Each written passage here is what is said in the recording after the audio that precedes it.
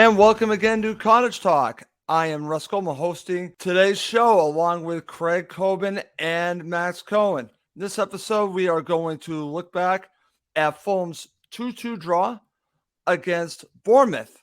Should be an interesting show, but before we do anything else, I'm going to welcome my co-host back to the show. First, Mr. Cohen, how you doing? Doing good, Russ. Could be better if we'd won this match. But I think the big takeaway is Mitro wasn't fully fit.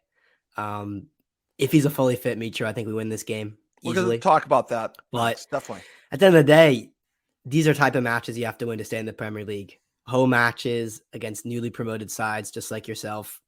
Yep. I'm kicking myself. We didn't get 3 points. Okay. And you look at the table, we're really only 3 points clear of the relegation zone. A lot of places between us and the relegation zone, to be fair. It's very congested, but we need to start picking up results. And I think the next couple of matches are really going to be crucial, especially considering we only got 1 point at home to Bournemouth. Well, you want to max your points out at home, but I do want to say this, and I'll mention this on the show. I want to give more credit to Bournemouth because I think they deserve some max. And I've seen, obviously, we're going to look at it through a Fulham glass, but if you look at it through a neutral, Bournemouth actually have been playing very well under Gary O'Neill and have not lost yet. So maybe we're not giving them enough credit. I'll just say that. But I understand where you're going. From a Fulham perspective, not good enough. Mr. Coben, you were there. So, again, welcome back to the show. How you doing? I'm doing great, Russ. Great to see you. I was at the game. Disappointing result, in my view. 2 points dropped. A lot of questions asked of us, especially about the performance in the first half. And although we dominated possession in the second half, I thought the quality of our crosses just wasn't good enough. Yep. And we really didn't put very much pressure on the goalkeeper, despite despite the fact that we had so much of the ball. It's funny you say that because when I watched back the second half, that's exactly what I saw, Craig. I saw a lot of possession, a lot of crosses, and not much quality with the crosses. And we'll talk about that when we talk about the second half. But there was a dominant part to the second half, and Fulham with a better side in the second half. But did they really bother Bournemouth? I don't know, because Bournemouth looked a little bit comfortable. We'll talk about that, along with some other subjects. Also want to mention, if you haven't already, please do subscribe on YouTube and Apple Podcasts. We are live right now on YouTube. Please do subscribe. It helps other Fulham supporters find us, along with supporters of other clubs. Also, I know I keep mentioning this, but I'm going to keep on mentioning it. Cottage Talk is now part of the talkSPORT Fan Network. There's going to be a big push on this network after the World Cup, but we are on the ground floor on this, and let's see where this partnership, that being part of this network, brings us. So again, Cottage Talk, part of the talkSPORT Fan Network. Okay, so guys, let's get going. We've already talked just a little bit, just overall, Max, just opening thoughts on the match. You've already shared a little bit on it. It was an odd one. I mean, to go down 1-0 so quickly always colors your perception of any match. And we were just immediately in a deficit before we could even, get situated as a side. So that was frustrating. I think positives, good fight back. We went behind twice and we got a goal both times. And I think a lot of times this season, we've been going ahead in matches and letting other teams back in. So it's nice to be on the other end of that. Other thoughts, I'd say Dan James had a poor match. Hate to say it, brought up at halftime. But the positive side is love the subs at halftime from Marco, Willian, and Kearney changed the match. And yeah, as I mentioned, Mitro, even though he's injured, gets that goal. So credit to him, but it's clear he's not where he needs to be. And I'm worried because there's a match Thursday, there's a match Sunday, and then, the World Cup break's coming up, but we need to win these matches, Leeds, Villa, Everton, big 3 matches, and we need a fully fit Mitro. And I don't know how it's going to happen, just given what I've seen from him and given how quickly the fixtures are coming. Okay, they are coming very quickly, and I'm glad that you brought that up. And we're going to talk about the situation with Mitro, and I'll ask the question, should Marco have started him in just a bit? Craig, your opening thoughts, like we already talked about, you were there. I agree with everything Max has said. I would only add that I thought our midfield in the first half failed to assert control over the match, and that's why the substitutions were so important, especially Kearney coming in the second half to set the tempo and to control a little bit the ball. I was a bit alarmed in the first half at the gaps that were exposed on both wings, frankly speaking. Yeah. Bournemouth had too much time on the ball, especially in transition, and we seemed to struggle to control them. The second half, we had much better control of the match, even if we didn't really show the quality necessary to win the match. Okay, good stuff, guys. All right, let's just jump to some of the big talking points to come out of this match. Let's just start with this one. We'll talk about the starting 11 in general, but I think this should get us started. Max, should Mitro have started in this match? I think we have to start right here. Oh, I don't know. It's a really hard one because clearly he was not 100% fit. But Marco made the gamble that this is such a must-win match that even having a partially fit Mitro is worth it. I think yes. I think if you have your star striker, your main source of goals, and he wants to play and he can put in a shift, which he did, and he scored, let's not forget, I think you start him. But it really is debatable because do you then save him for the other matches coming up? But I think he targeted home against Bournemouth and saw this match as one where you risk Mitro for, and it was going to be worth it in Marco's eyes. And I'd say considering he got the goal, it probably was. And let's not forget, he created the corner, which we scored off, and he also created the penalty. He got fouled by Lerma. So even though we're saying all this about Mitro not being fit, Mitro not leaping, Mitro not sprinting, his shot led to the corner where Diop scored. Yep. And he scored the penalty, and he got fouled for it. So even in a match where the Serbian striker is not 100%, he made both our goals, essentially. Okay, interesting. How about you, Craig? When you saw the lineup, we'll go into more depth on the starting 11 because many of our topics are going to start with that. So should Mitro have started? Did Marco make a mistake here? Yeah, it's hard to know. I agree with Max that Mitro set up the first goal and effectively created the penalty to score the second goal. He was struggling up front, and we seemed to struggle to clear the ball. When Bournemouth was pressing us, especially in the first half, he wasn't an outlet for a long ball, and so then we tried to pass it out from the back, and we struggled on several occasions. And in fact, Bournemouth's second goal, Mitro could barely leap for the ball. Yeah. We lost it very quickly, and effectively they scored. I don't know if I would say counterattack, but they scored when they regained possession quickly, and they scored on the transition. So the verdict is, I mean, it's a tough one to call, but Mitro certainly wasn't 100%, but I don't think Vinicius is the finished article either. So it was a very difficult selection decision for Marco Silva. Okay, good stuff. All right. Since a couple of our topics coming up involve the starting 11, and we'll just go right to it. And Max, some interesting questions I think are going to come out of our discussion here. So give me your opening thoughts on the starting 11, and then I'll go to Craig. Yeah, we haven't even discussed maybe the most surprising thing, which was Tosin was dropped. Well, that's why we're talking about the starting 11. No, I know. I'm saying that's I was shocked to see that coming out before the match.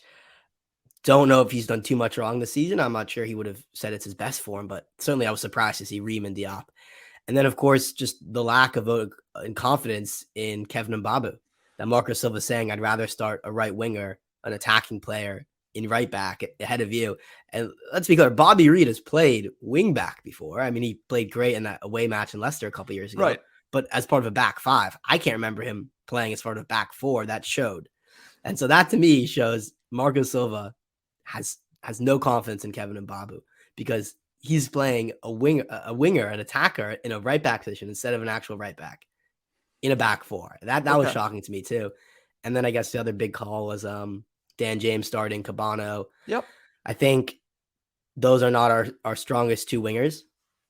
And we'll see that. I think once, Solomon comes back, once Wilson's back, I'd imagine they'd start. Actually, I'm not sure if they'd start on different positions or they're battling for the same position. But I think hopefully we'll have Wilson on the right, Solomon on the left. Depends. But well, let me ask you this, and I agree with you. I think that this is not going to be when we are fully fit, our team. Let's just agree with that. But let's focus on the right wing. Let's focus on Dan James, okay? I agree with what you're saying. I think Dan James is going to help Fulham, but at times, and in this match, he was a passenger. Let's just call it what it is. He was a passenger. So did Fulham hurt themselves?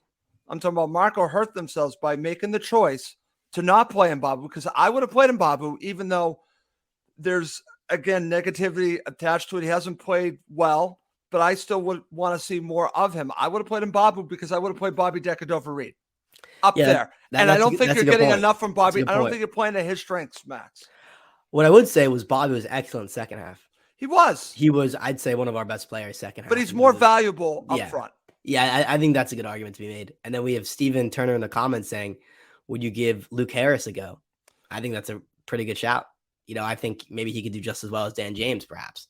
So yeah, very interesting that he mentions Luke Harris. And it's funny because I think there's a little hesitancy to put him into the fray right now. But at some point, listen, if you're putting him on the bench, maybe you should play him. I think that could be the argument, right? If he's good enough to be on the bench, Max, maybe you should play him. I guess we'll see.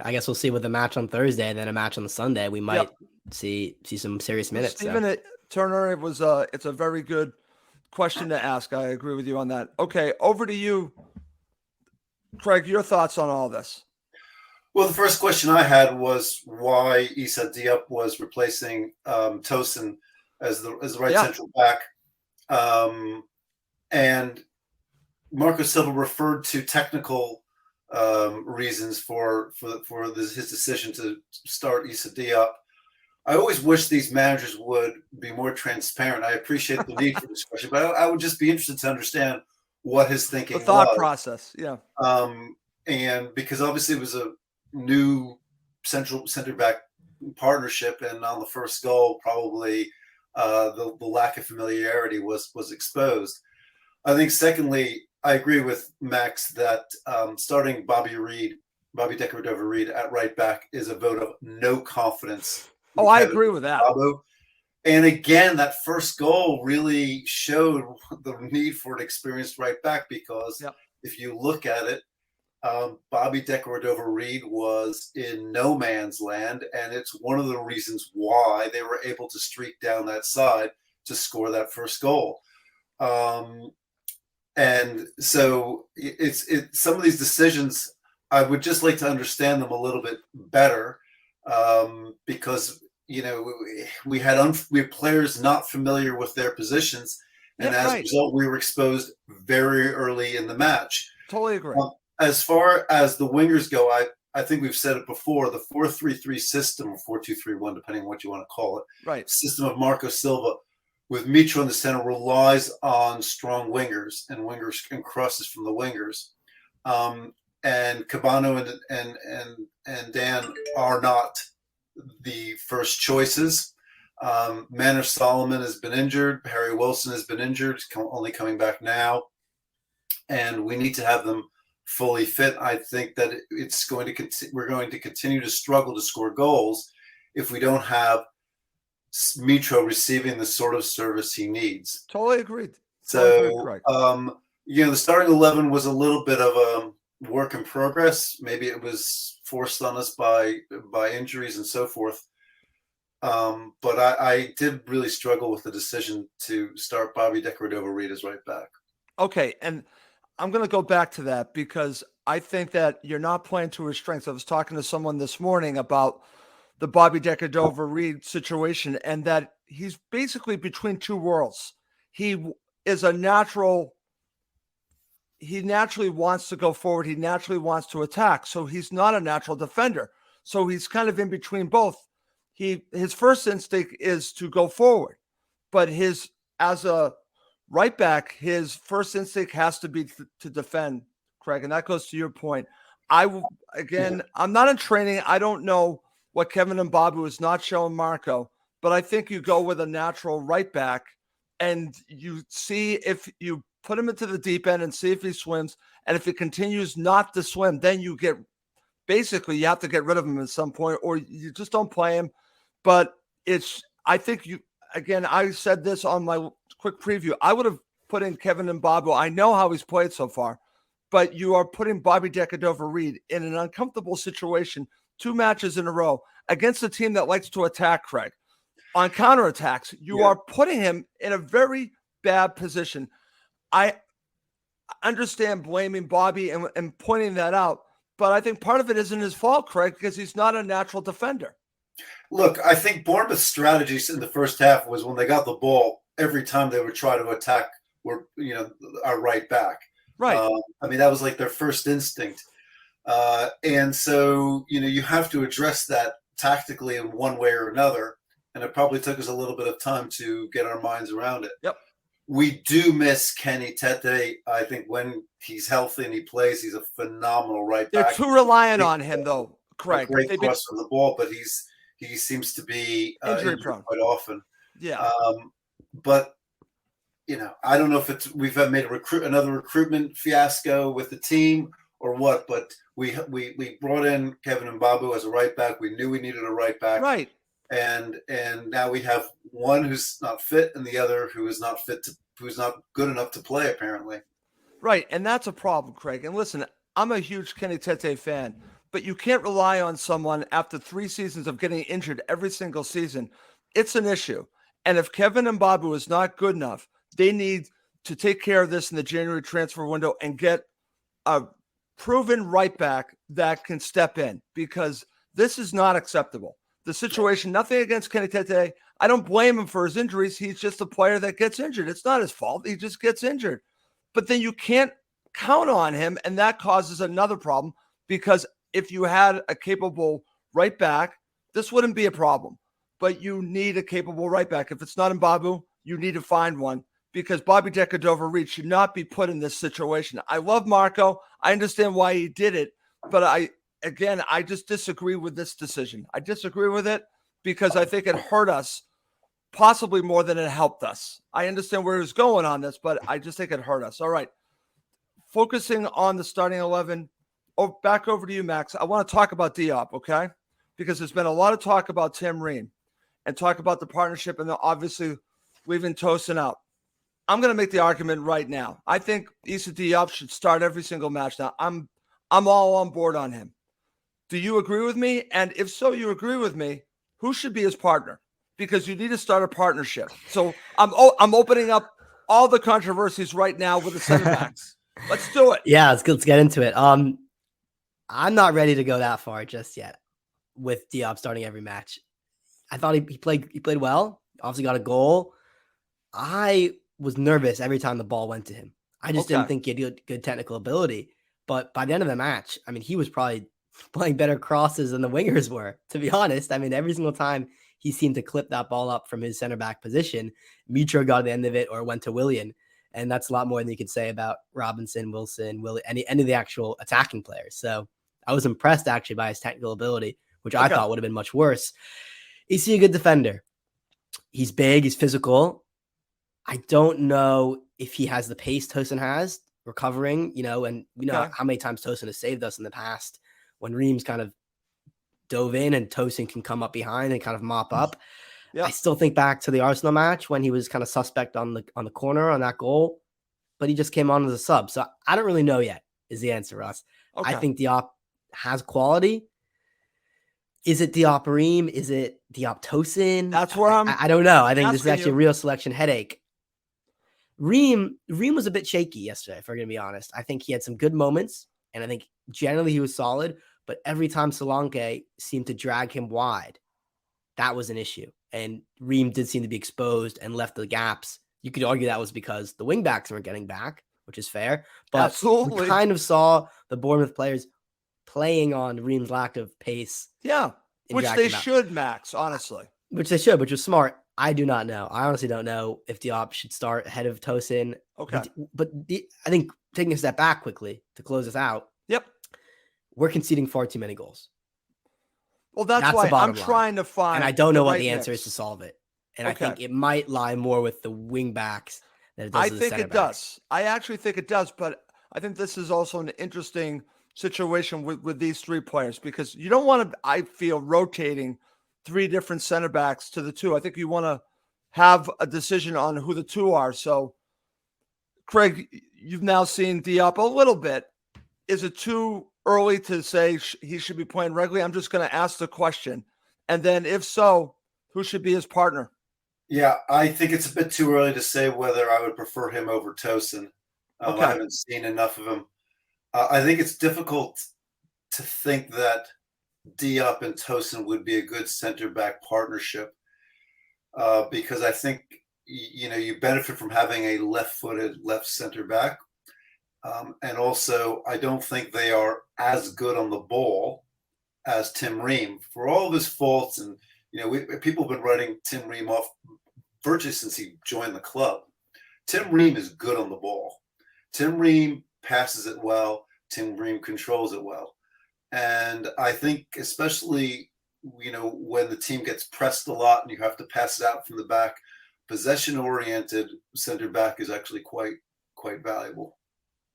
Okay, very good. Okay, guys, again, sticking with talking about the starting 11. Now, I agree with the decision on the starting 11 in central midfield, but I want to talk a little bit about the situation with Tom Kearney, because if you go on social media, you could see fans talking about wanting Tom Kearney to start in the next match because he played well, and we'll go through that. And I thought he actually changed the match along with William.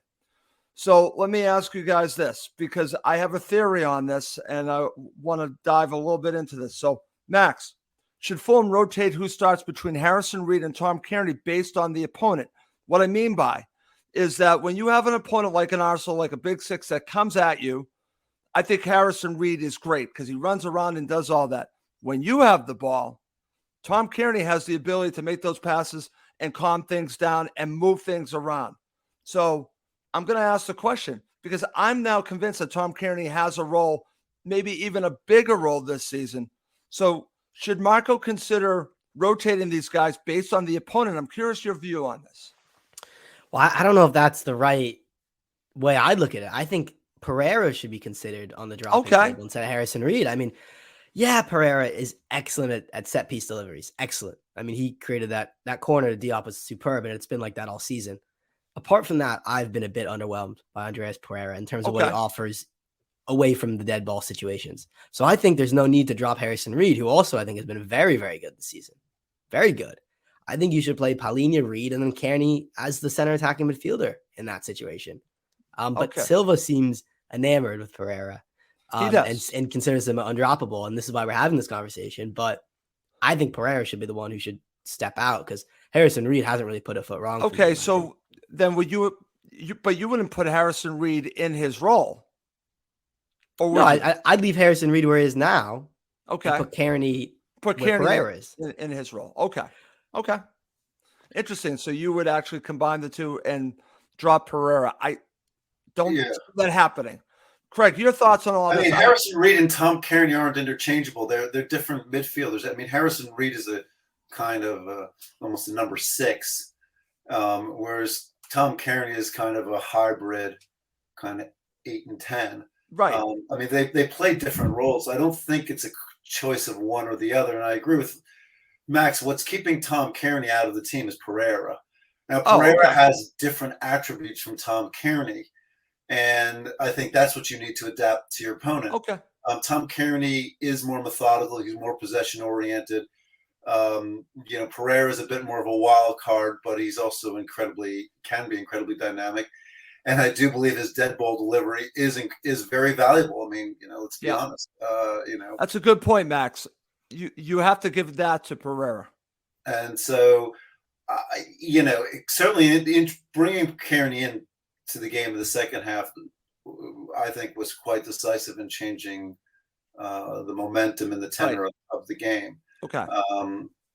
But I think that's really what you're talking about here, and it probably depends a little bit on the tactics you're going to be setting up for.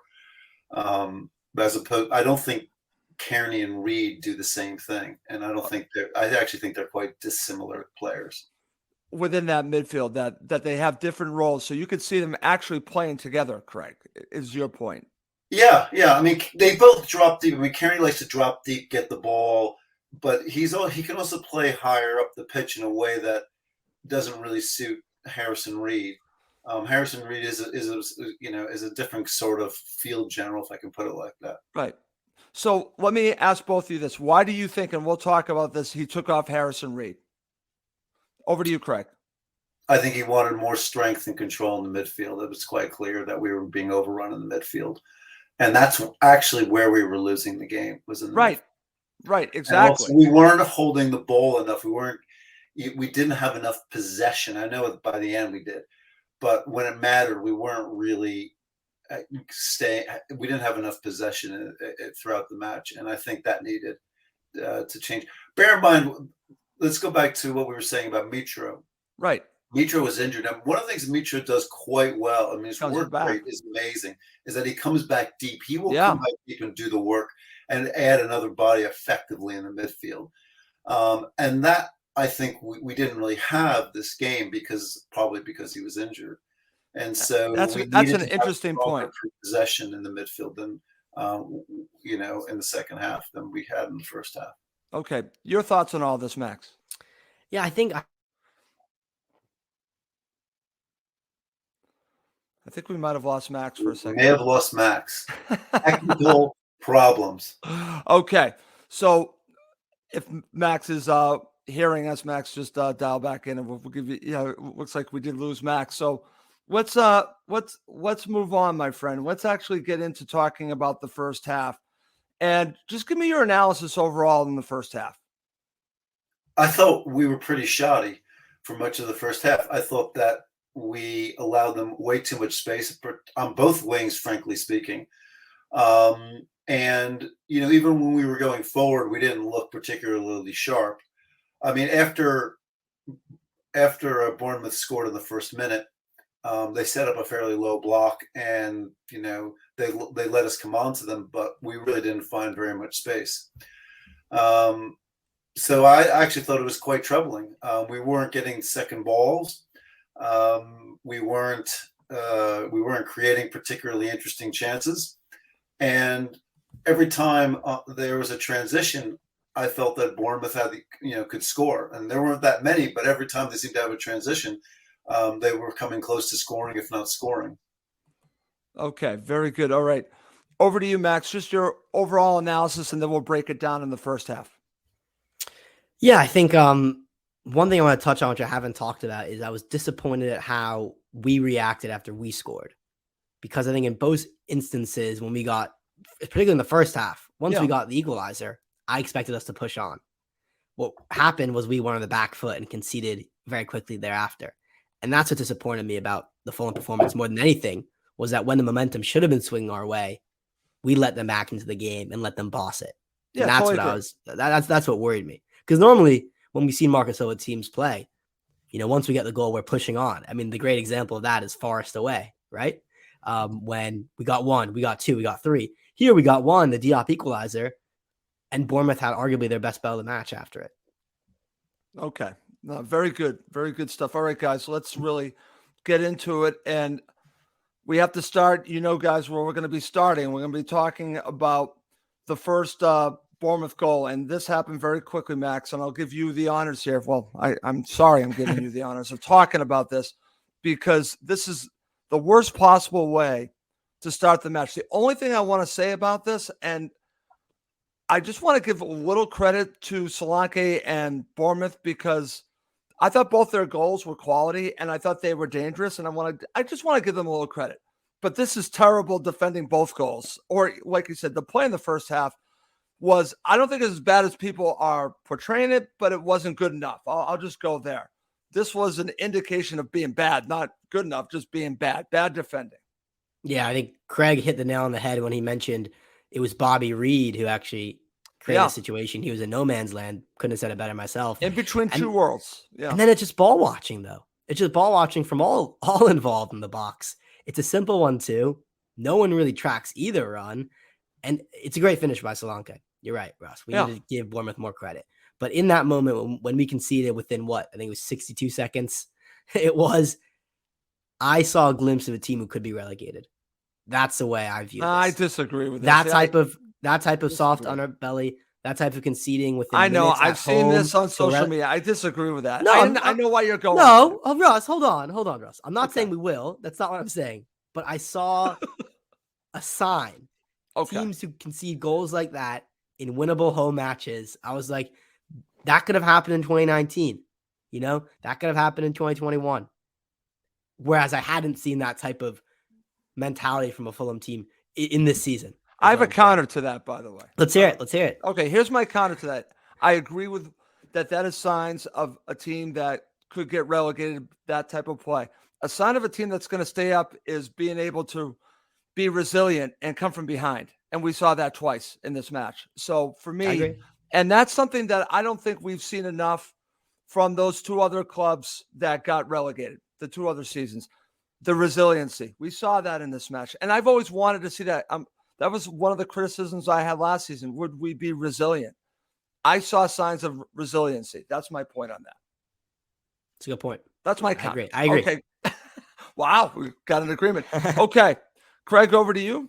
Look, Fulham the first goal was a fiasco. The other thing I would mention is that, the first ball out from the back past James was too easy. They waltzed down the left side too easily. And then our two center backs weren't communicating, and they both ended up sort of chasing after Billings and leaving Solanke free, which is just inexplicable for the finisher. It was a comedy of errors from top to bottom, and it was a terrible way to start the match. I was shocked. I mean, it happened at my end. I stand at the I'm in row QQ of the Hammersmith end, and it was a shocking start. Okay, very good. Okay, Craig, back to you. Now let's talk about the equalizer from Issa Diop. Now, this goes back to our argument about Pereira, right? Because the deliveries from Pereira are fantastic on set pieces. They just are. But this is a good header. I don't even think he got off the ground on here, Craig. Well, it was at the opposite end of the pitch for me, so I couldn't see it that well. But worth noting, first of all, as we mentioned, that Mitro actually had set up the corner by putting a shot that was deflected for the corner. Second, the delivery was fantastic, and it's one area where the team has improved beyond recognition under Marcus Silva. And when you consider that a quarter to a third of all goals are offset pieces, that matters. When we talk about tactics, we talk about players, right? But set pieces matter enormously, and it's hugely valuable. But he didn't look like he had to jump very high. He looked actually like the defending probably was a bit slack on the part of Bournemouth.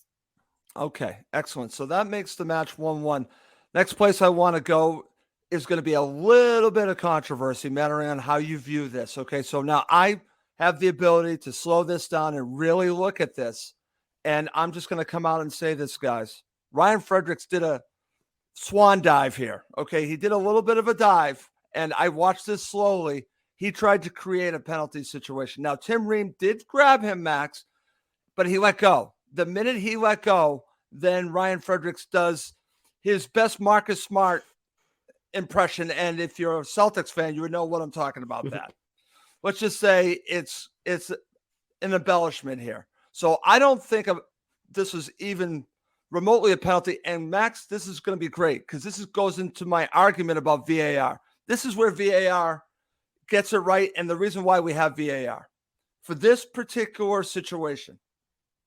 Yeah, well, I was glad it wasn't a penalty. I think it was ridiculous because he was never getting to that touch, first of all. He was never getting to that ball. So Ream was a bit naive, a bit silly, a bit, flat-footed to even initiate contact when he should have just seen that Fredericks isn't going to get to that ball because he took a poor touch. But you're right, there was very little contact. And I haven't slowed it down. I thought it looked soft, but I'm glad that you had the analysis of it. Because it looked like there was a little, he kind of touched his arm, but not nearly enough to kind of flail himself to the ground. I was nervous though, because as soon as we see the referee touching his ear, he's talking, I just didn't want him to go over to the monitor, because the rule of thumb now is if you're going to the monitor, it's given. Doesn't matter. The penalty's already given. The red card's already given as soon as the referee makes that jog over. So I was just glad the match continued. Okay. Craig, I want to get your thoughts. You've probably got a good view of this. And what's interesting is that I think that 10 years ago, this is a penalty. 10 years ago, this is a penalty. I think with VAR, that's why I think things have changed a little bit. But I have the ability to watch this back in slow motion, so I can really see it. In real time, many probably thought it was a penalty. What were your thoughts? It didn't look like a penalty from where I was standing, so I didn't think it was even a close call. And certainly the fans didn't either. And they started to sing several songs about Ryan Fredericks, which would not be appropriate for a family podcast. Didn't look like a close call to me. Okay. But Ream shouldn't have been pulling him back anyway. He wasn't. No, he shouldn't have. No, he shouldn't have. That's on him. Ryan Fredericks, he was a good right back for us. Maybe it would be good if he were back on the team. Oh, wow, we're going there on Ryan Fredericks. That's funny that we're talking about that. Well, his stamp on Jack Grealish in the final at Wembley was one to remember. Oh man, we're going all the way back to there. It's funny because I didn't notice it live, but when I saw the replay of that match from Wembley, it's like, wow, the Fulham got away with one there. That was bad. So that was a bad stamp. That was very bad. Well, Ryan Fredericks may not win any, awards for ethical footballer of the year, but I think we could use somebody like that at right back. You know what, Craig? I'm going to agree with you. I'm actually going to agree with you on that because right now I think Fulham are hurting without having a Ryan Fredericks. I can't believe I'm saying that. Or someone that could actually a capable right back backup that can step in because that's a major problem right now. Okay. Craig, I'm going to go right back to you because, again, you were there. So give me your thoughts on the second goal from Bournemouth. The second goal was also a shocker. I think we cleared the ball. I think Leno clears the ball. Micho barely jumps. We lose it very quickly. And then on the counter, they just sort of waltz down the right side. And then it looked to me that the midfielders just got sucked in too deep. And they just left too much space for Lerma. And it was so easy. And both, who made the pass? Was it Solanke who made the pass? Who had the assist? And Lerma had just too much space. And it was an easy goal. It was actually quite shocking how easy it was. Yeah. But again, it was off these transitions. We seem to be literally, in this case, on the back foot. Okay. And Craig, this seems to be a theme because we're going to be talking about the problems with the fullbacks. And even in the Ream situation, Jedi was just way behind. He was way behind. And I think trying to go forward the way that they did against a team that can counter like this, you got to get back. And I know we're talking about the situation with Bobby Deckard over Reed, but Jedi's got to get back.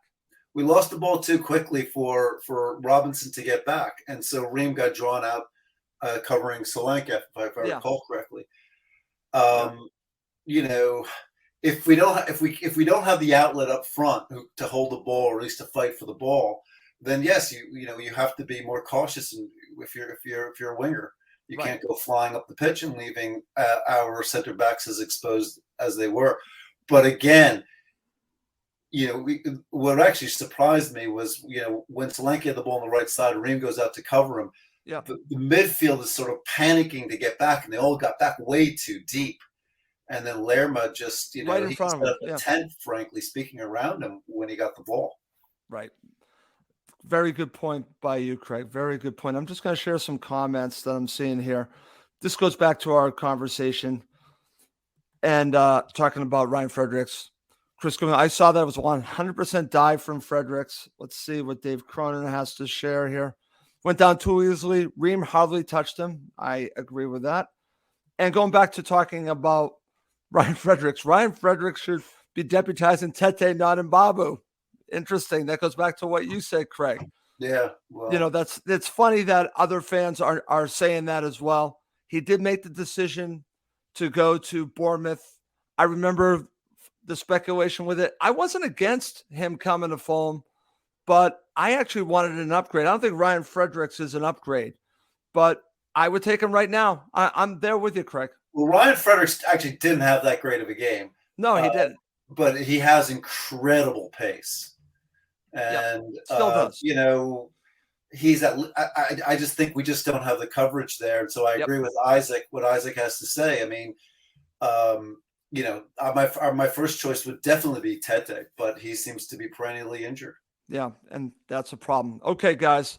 So Fulham go into the half down 2-1, and they come up for the second half. I think this is a huge part of why the match ended 2-2. I was hoping for more than that. Is these changes. Max, I want to get your thoughts on Kearney and Willian coming on to start the second half. I think in many ways it did change the trajectory of the match. Kearney, as we've talked about earlier, he has such a calming effect on our midfield, and also a positive effect when it just seems like he makes players around him seem better with his control, his passing ability. He can just hold the ball, let other players get in position, and just he's a magician, just kind of runs the show. It's great to see. And Willian offered something which is a lot more controlled than Dan James. Exactly.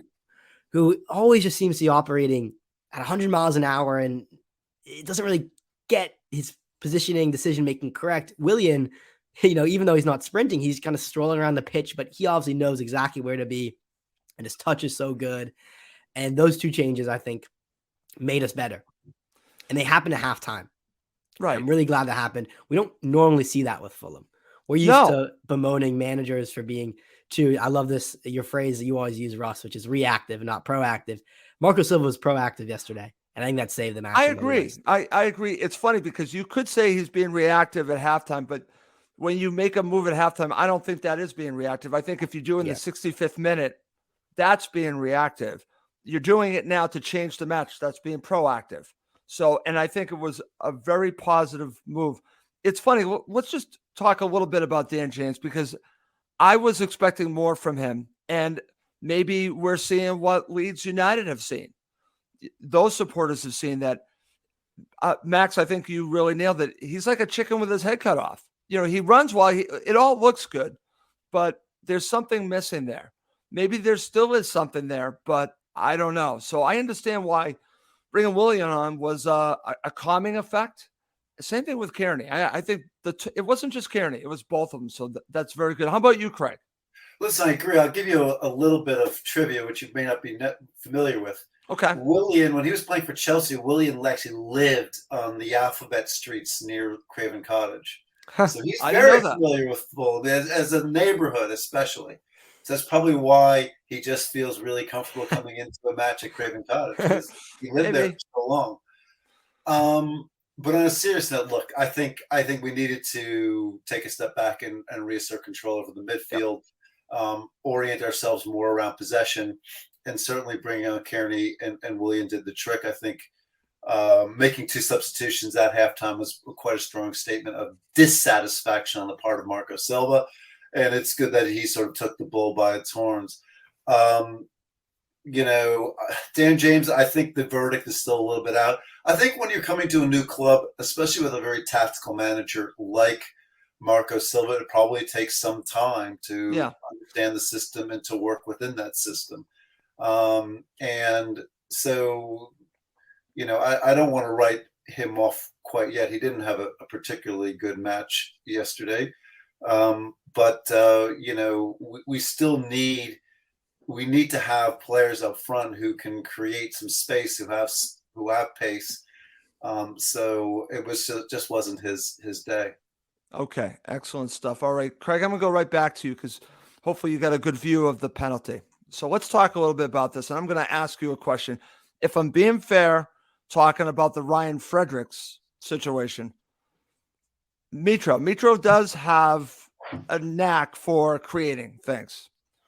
I think it's a penalty, but did he do something to help create the penalty? I hate to ask, but I'm going to ask.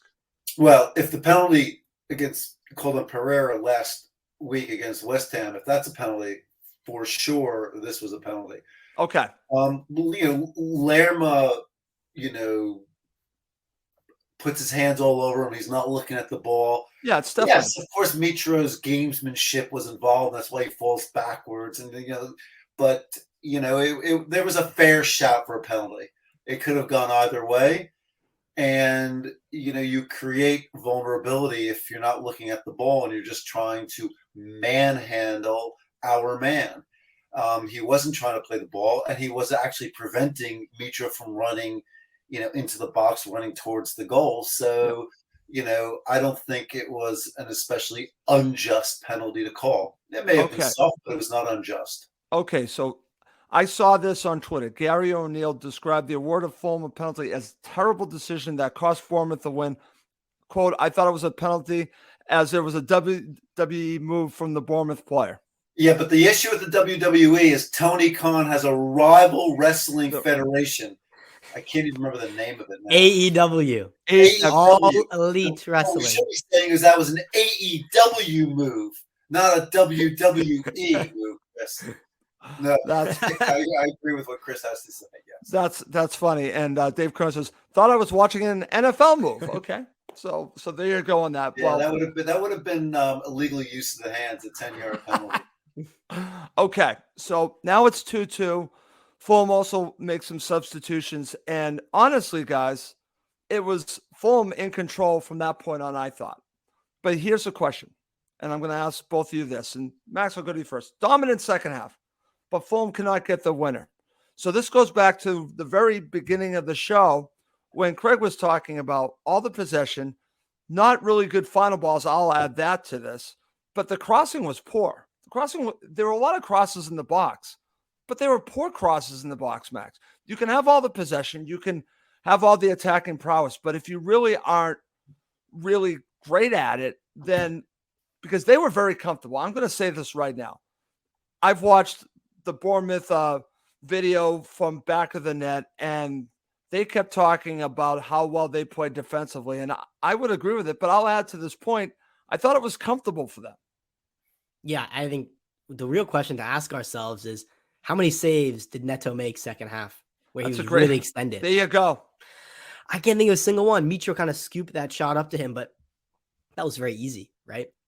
He caught that without much issue. We had tons of possession, tons of crosses, never really troubled the goalkeeper. And that's all that really matters, right? And that's what was really frustrating was that we didn't create nearly enough. And listen, credit to Bournemouth. They defended very well. This is a far cry from the team that, conceded 9 at Anfield earlier this fall. Unbelievable. Same team. Night and day. But they played nine men around their box. I think Marcus Silva said something to this effect. When they're just that parked the bus, listen, they afforded great respect to us as Fulham because it looked like they were defending against, a City or an Arsenal or one of the top teams at home. But they defended that with their lives. And let's be honest, we were devoid of ideas because once that happens and you can't do our crosses and Mitro is already, not good with his cross, not good with his leaping. Right. We weren't really left with any other ideas. No one really wanted to take a shot from outside the box, which is sometimes, we see that. Yeah. It just seemed like we had one idea and it was cross. And once that stopped working, we thought, let's cross again. And that was what was really annoying. But there was at least intent, right? Other matches, we would have seen Bournemouth maybe on the ascendancy, Bournemouth taking the shots. If this was Scott Parker's Fulham, it would all be sideways passes. Yeah. I hate to say it. Yeah. At least there was, as you said, intent. Craig, I want to just echo what Max just said. The crosses were not good enough. Overall, the finishing was obviously, in the final third was just non-existent because you didn't even get to that point. But the intent was there. I think they just need to work on this. Bournemouth were going for the draw. They were wasting time. Yep. And much to the dismay of the fans, certainly around me. And I'm not going to repeat what people were saying, but it wasn't, people were pretty unhappy. And it was because we were the better team and we were the ones most likely to score. Right. So I think we can take away a positive from that. Even if I thought our crossing was pretty wayward and we didn't really show particularly, a lot of class, and we didn't really trouble Neto at any juncture. Right. But we were the better team. And at the end of the day, Bournemouth were hanging on for the point. So that's why I still feel this was to some degree 2 points dropped. Okay. Excellent stuff. That's going to be how I want to end the show. So coming up next, I want to get both Craig and Max's man of the match along with yours if you're watching live. And also, was this a fair result? Should it have been a draw? We'll answer that in just a few minutes.